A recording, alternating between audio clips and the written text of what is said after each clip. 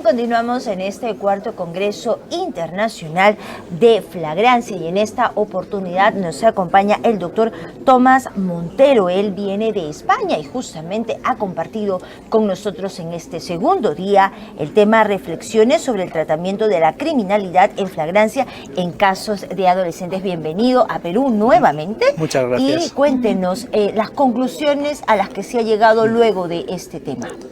Buenos días a todos y a todas. Primero, un placer estar aquí en Perú con todos ustedes y agradecido de la invitación por parte del Poder Judicial.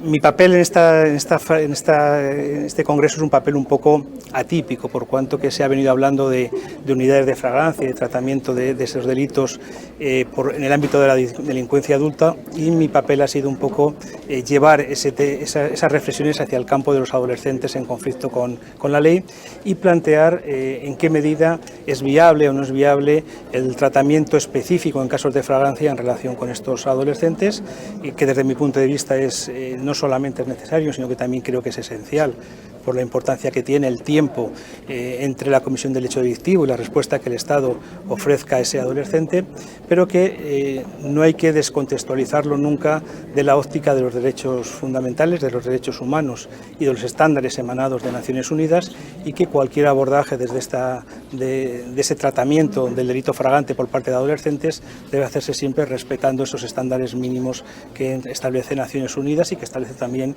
la Organización de Estados Americanos.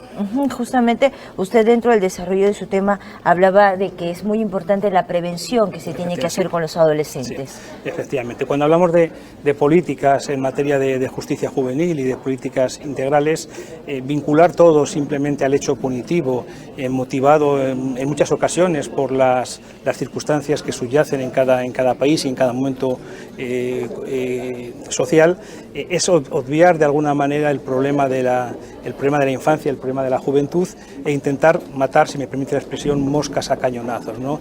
Yo creo que al final el que un adolescente no sea un delincuente de adulto pasa porque tampoco sea delincuente cuando es adolescente, y para que eso ocurra hay que poner el foco no solamente, y como es lógico, en no actuar adecuado en relación con estos adolescentes que infringen la ley, sino dar un paso previo para que estos adolescentes nunca lleguen a infringir la ley a través de políticas preventivas en el ámbito comunitario, en el ámbito social, en el ámbito de la familia, en el ámbito educativo y en el ámbito también de la salud pública, donde muchas veces hay muchas deficiencias, especialmente en el tratamiento de problemas de salud mental de adolescentes. Usted ponía un ejemplo de adolescentes, niños que prácticamente reciben por $10, creo que ponía el ejemplo, para poder convertirse en sicarios. Esto es una realidad mundial.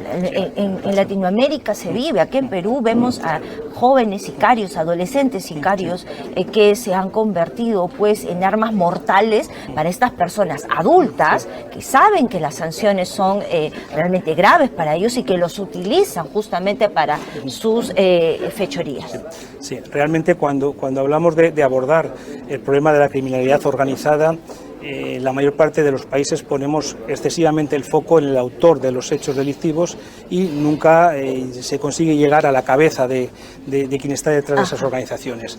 Al final, en cualquier país donde haya personas con necesidades económicas, con necesidades sociales, con deficiencias en su proceso de socialización, va a ser muy fácil encontrar un sicario que releve al siguiente, porque al final siempre habrá alguna persona que acepte ese papel por voluntad, por necesidad o por coacción, ¿no? Con lo cual, al final, si solamente ponemos el foco en sancionar a la persona que comete el hecho delictivo, pero no ponemos el foco en abordar las causas de esa criminalidad organizada, al final, pues unos relevan a otros, unos reemplazan a otros y la criminalidad sigue su curso y realmente no conseguimos abordar el problema. La criminalidad organizada, la criminalidad que hace referencia a tráfico de drogas, tráfico de seres humanos, tráfico de armas, extorsiones, tienen una potencialidad económica muy superior a una gran parte de los países que conforman Naciones Unidas, con lo cual, si no luchamos contra eso y nos quedamos simplemente en el ejecutor de esas organizaciones, las organizaciones seguirán proliferando, seguirán ascendiendo y el problema social no conseguirá. Ordenador Mac subvencionado para tu negocio. Gracias al kit digital puedes llevarte un ordenador Mac completamente gratis si eres autónomo o tienes menos de 3 empleados. Yo ya tengo el mío, con todo el sistema operativo instalado y todo preparado para mi negocio.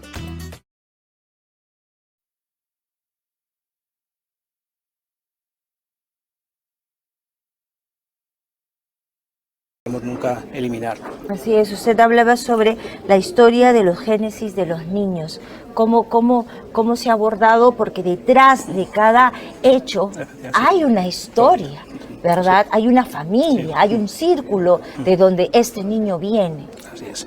Efectivamente, el caso de Perú ahora con el proceso legislativo que está en marcha, donde se ha planteado sancionar penalmente como adultos adolescentes de 16, 17 años, no es un planteamiento exclusivo de Perú, sino que está en otros países del entorno. Chile creo que también tiene una propuesta de reforma o ha empezado a hablar de una reforma en esos sentidos, y realmente estamos criminalizando, estamos penalizando adolescentes que cometen hechos delictivos, pero no paramos a ver cómo han llegado a esa situación, en qué medida durante sus etapas de niños les hemos abandonado porque no hemos cubierto y no hemos garantizado sus derechos. Perdón, ¿no? Y ese es un encargo del Estado. Es un encargo del Estado. Es un encargo que el Estado se tiene que preocupar, justamente la pobreza donde viven, la poca salud, justamente el trabajo. Usted hablaba de que justamente teniendo doctorados y muchos estudios es muy difícil conseguir trabajo. Imagínese para una persona que viene de un sistema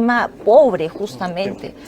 Ahora, en el ámbito de la Unión Europea hay un programa que se llama Garantía Infantil, y que uno de sus objetivos es evitar la transmisión de pobreza intergeneracional. Es decir, que el niño que nace pobre, de familia pobre, acabe siendo también un adulto pobre, porque al final eso es un caldo de cultivo para formas de vida en ocasiones vinculadas a la marginalidad, cuando no a la delincuencia. Y eso es un objetivo que todos debemos de cualquier país, cualquier sociedad, y no solamente como deber del país, sino como deber nuestros ciudadanos como sociedad, trabajar en ese ámbito.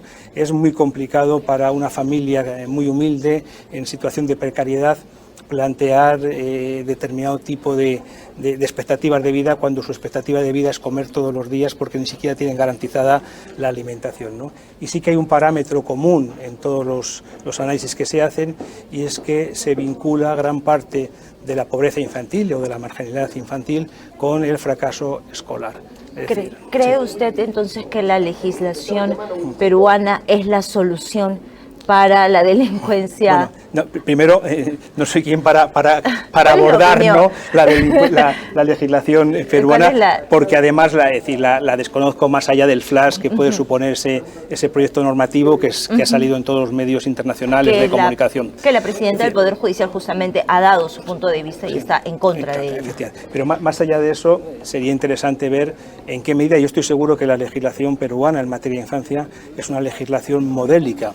El problema está en qué medida esa legislación se está llevando efectivamente a la práctica, o todavía quedan muchas fallas para llegar a ello, ¿no? Yo creo que en la medida que esas leyes, yo creo que todos los países iberoamericanos tenemos una legislación que está muy en consonancia con la Convención de Derechos del Niño. El problema es que no todos hemos dado el salto y no todos lo hemos dado en la misma medida a la hora de que esos derechos se materialicen de forma real y de forma eficaz, ¿no? Y yo siempre pongo dos ejemplos que son muy básicos.